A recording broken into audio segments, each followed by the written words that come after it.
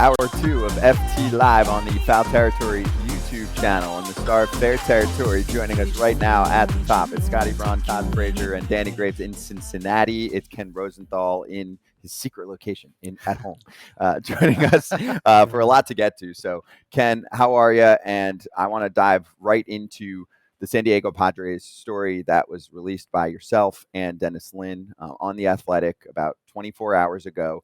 Can you take us through, and I know it was a long article, I guess the most important part, I mean, there was a lot of great information in there. The most important part that stood out to you that was surprising about how this team is operating and why it's led to some disappointment?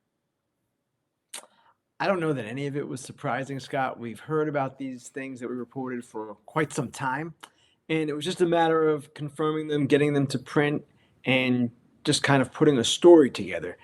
The gist of the article, for those who might have not read it, is that the Padres' problems were not just on the field this season, they are off the field as well. And it's not necessarily what people think.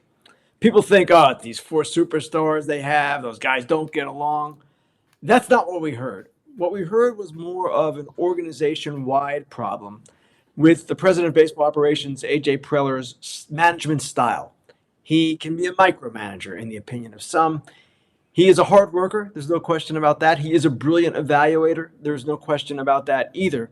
But it's the handling of people, the way he goes about running the organization. That is what has come into question. And that really is the gist of what Dennis and I wrote. Let me ask you this, Ken. When talking about Manny Machado, he's one guy that always comes up in these conversations, being a leader, sometimes being forced to do things that he doesn't want to do. For me and personally, I'm a big fan of Manny Machado's. I feel like sometimes he gets the wrong end of the stick at sometimes. But for me, do you see him being a problem, or it's just somebody looking for a leader there in the clubhouse to, fix some things going on with this whole season? Todd, first of all, you can't ask a player to be something he's not.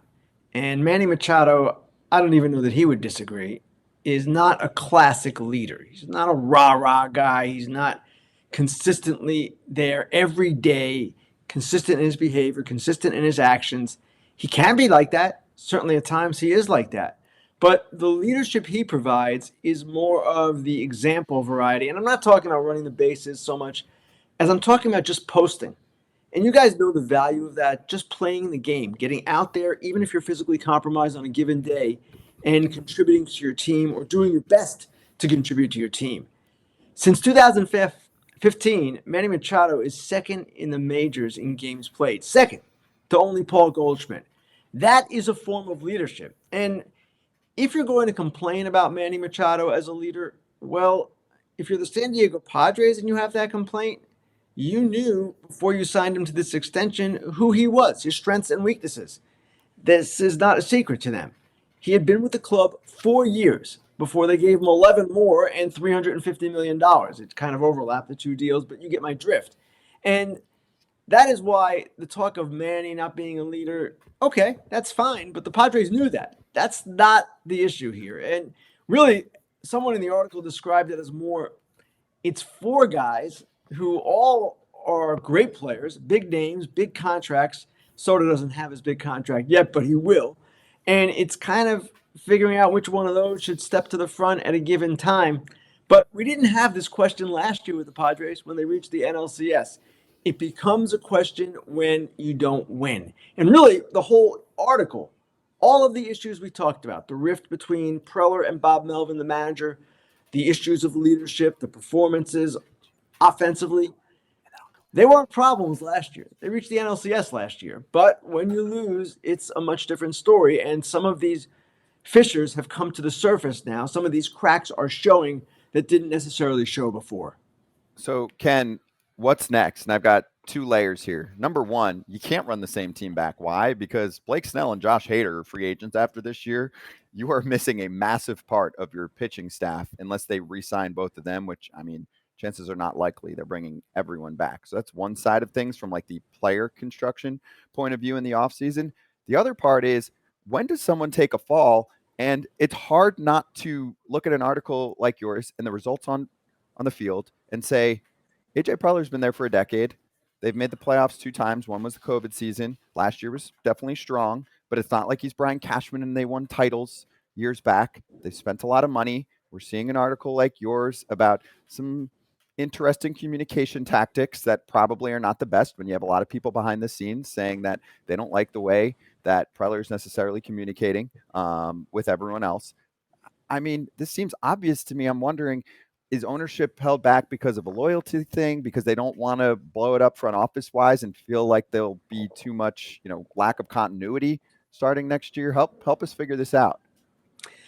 To this point, Scott, there is no hint that AJ Preller is in trouble.